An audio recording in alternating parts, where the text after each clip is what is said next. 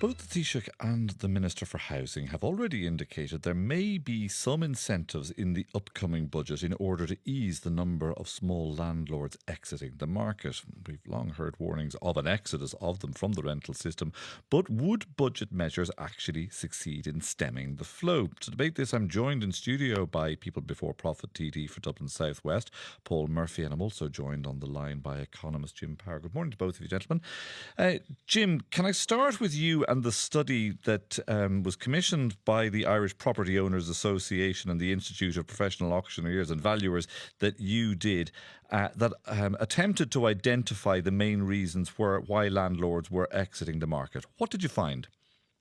Well, I think it's first of all important to look at the data.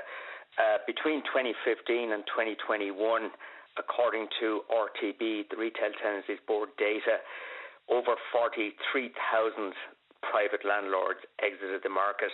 That's a decline of 13.6%. And over the same period, average rents increased by just over 47%. So there is, I think, a direct correlation between the decline in the number of private tenancies and the trend we've seen in rents, because basically there's a lot of demand given the growth in the population, the age profile, etc. The supply of rental properties is falling. So if you combine the two of those, it doesn't take a rocket scientist to figure out that rents are going to take off. And indeed, that's obviously what has happened. So if you accept it as a fact that a lot of private landlords are exiting the market, you need to think about why they're leaving. And I identified a number of factors, and this is from, I interviewed a lot of landlords, I did a lot of desk-based research and so on. But a number of reasons crop up. One is the taxation burden. Secondly, the regulatory environment, because it has become an incredibly regulated environment over recent years. A lot of red tape, a lot of bureaucracy. And I guess it's important to point out that that comes from a situation where years ago there was very little regulation. So regulation is necessary, but it certainly would appear that the regulation has become very, very all-encompassing.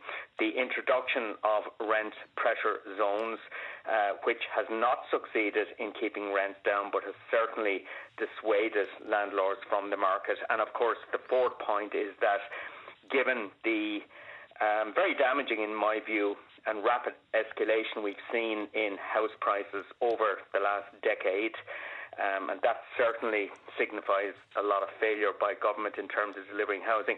But with elevated house prices, many landlords, faced with taxation, regulation, rent pressure zones and so on, have decided it's time to cash out.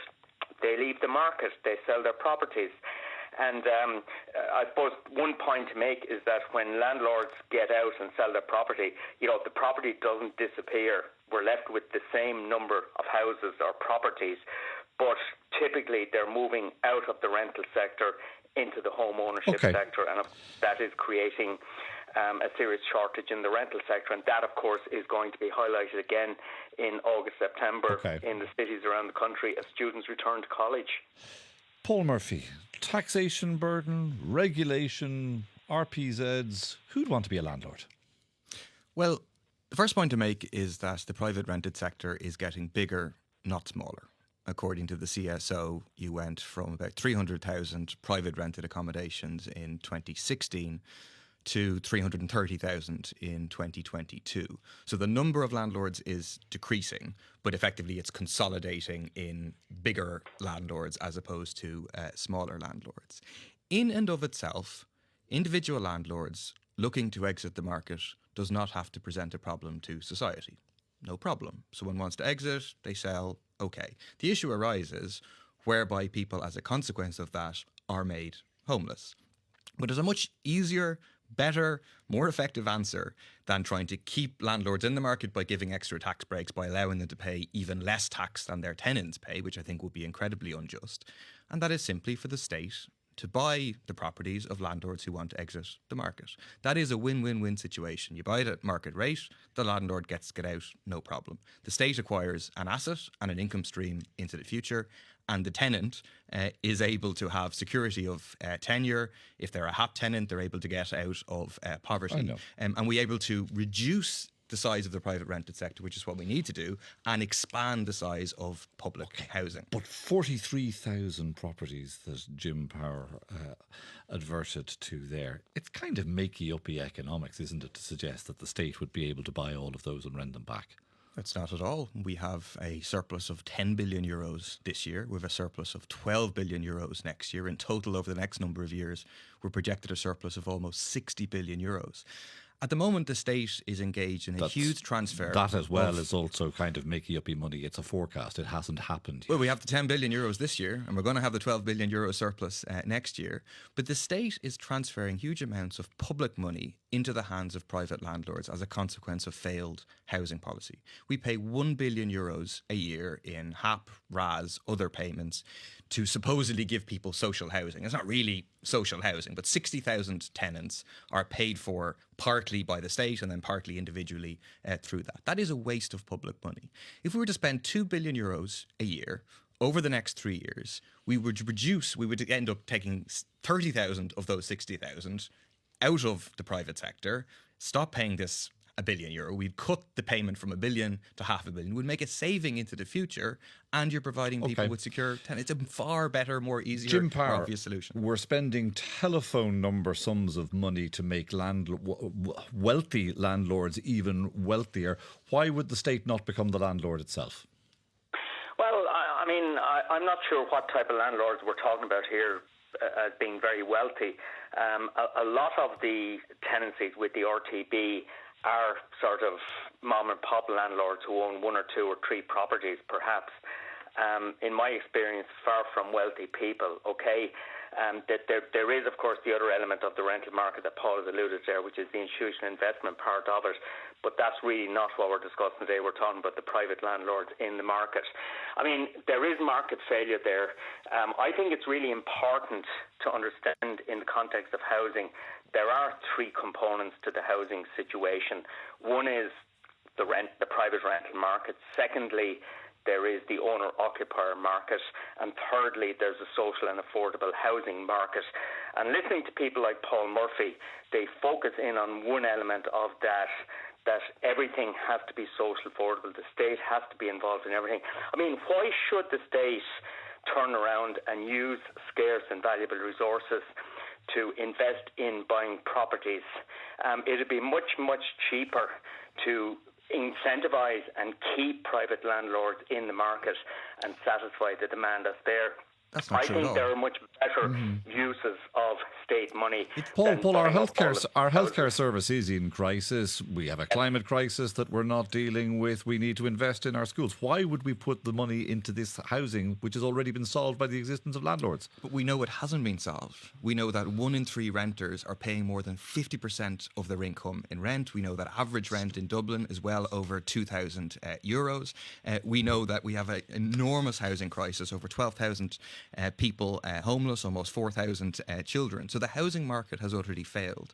And it is entirely, like Jim is on here calling for tax breaks for landlords, right? He is calling for the state to transfer money from ordinary working people, but as a whole, but it ends up with the state not having the asset. Under the model that is currently being done, we spend €1 billion a year, we give it to private landlords, the landlord owns the home at the end of the day, is able to kick out the tenant, whereas with the difference of investing capital now, which we have the surplus now, then the state gets the benefit of the property. The landlord gets to exit the market. They want to exit the market, no problem. And the tenant is then a social tenant.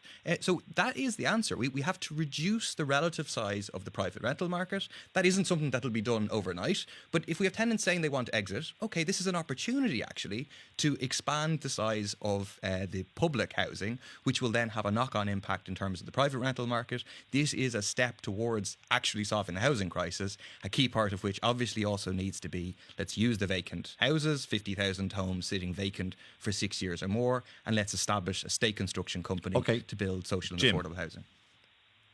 Well, you look at at the experience of local authorities in terms of the rents they're meant to be collecting, many councils around the country are seriously struggling with local authority rent arrears at the moment. So basically, if you move all of these tenants into state rental properties, the financial burden for the state is going to be enormous.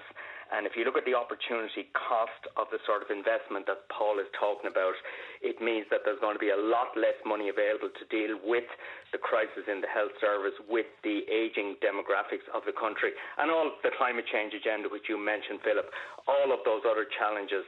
I think there's a better use of that money rather than using it all to buy up social housing and creating a local authority rent system that is not functioning very well at the moment, and that is causing major problems. And of course, if you look at the funding of local authorities, this rent arrears issue is a huge one, but you look at their inability to invest in water infrastructure thanks to the actions of people like Paul Murphy, who managed to scupper the introduction of water charges to invest in water infrastructure. We have to look at this in the round, and to suggest that the state stepping in and buying up all of these houses and turning it into a state-provided rental market just would not work. It is not a solution to the housing crisis. What is the evidence that your proposal...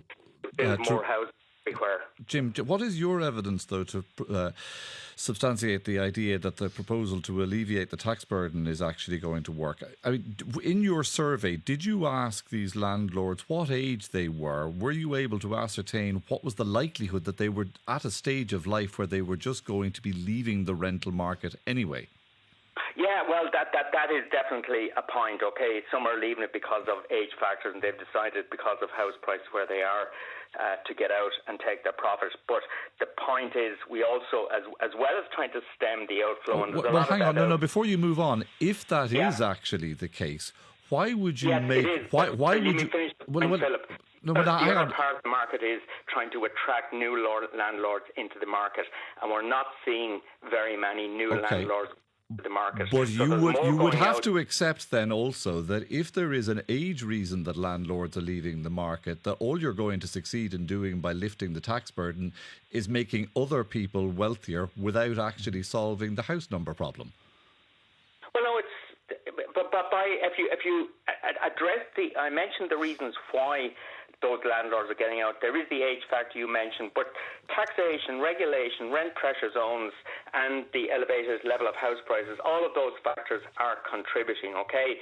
Some you will not be able to stop because of the age-related factors, but we have to think about how you attract new landlords into the market, and new landlords are not very attractive to the market at the moment because of those factors that are forcing landlords out at the moment. So if we continue to see this hemorrhaging, we will soon end up in a situation where there will be very few small private landlords. The market will be dominated by the institutional investors and by the state sector that Paul wants to continue. Can I also challenge you on your definition of what exactly a small private landowner is as well, a landlord is as well?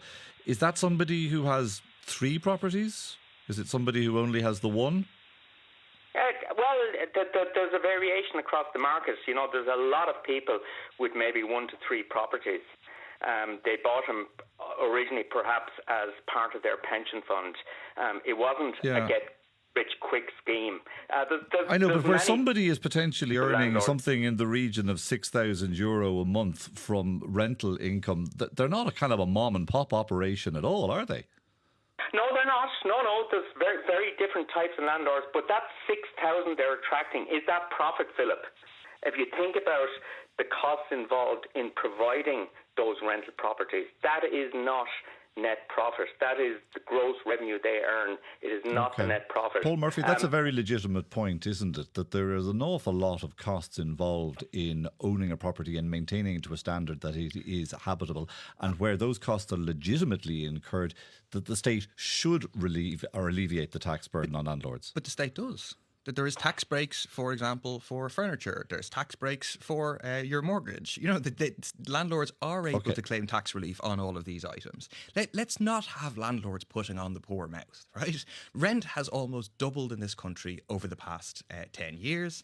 The amount of money being paid to private landlords compares in 2016 was 3.1 billion euros was going in rent to private landlords. That's now up to 4.7 billion euros. So landlords as a whole are doing extremely well. What we're hearing is a call for tax breaks for people who own multiple properties. That will be paid for by people who own no properties. You will have an absurd situation whereby tenants who have no property are paying higher rates of tax than landlords who own multiple properties. I don't think that makes any sense in terms of the moral arguments, but I also think economically it doesn't make any sense. There will be a huge dead weight involved. Even if you accept that some portion of landlords are going to stay in the market as a consequence of these tax breaks, you're giving the tax break to all of them, those who had no intention of leaving, and as a consequence, they get the benefit of this extra tax break. Again, it's a transfer from the big majority in society who are not landlords to the very small minority in society who are.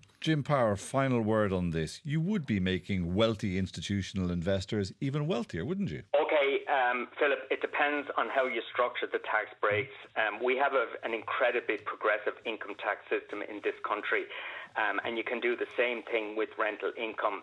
So at the moment, many landlords are paying up to 55% income tax PRSI USC on rental income, or net rental income, okay? But if you introduced the lower 20% rate, for example, for rental income up to a certain level, and then 55% for income beyond that, you're introducing an element of progressivity, and you're also ensuring that the very wealthy landlords are just not the ones that are benefiting most from these tax breaks. It's a question of engineering in a proper way. But the bottom line is that private landlords are exiting the market, and if they continue to exit the market, the supply of rental properties will deteriorate, rents will continue to rise, and the state stepping in, buying up all of this stuff is an expensive solution, in my view, that would not work. Jim Power, economist, and Paul Murphy, People Before Profit TD. Thank you both very much.